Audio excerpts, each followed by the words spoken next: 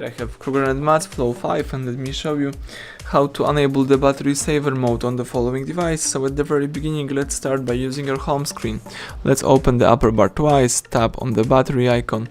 Here you've got the battery usage, and here you can also enable the battery saver right here, as simple as that. So you can here activate or deactivate the battery saver.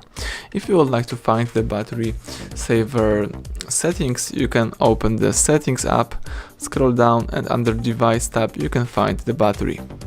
Here you've got some other battery information, and you can also tap on battery saver right here.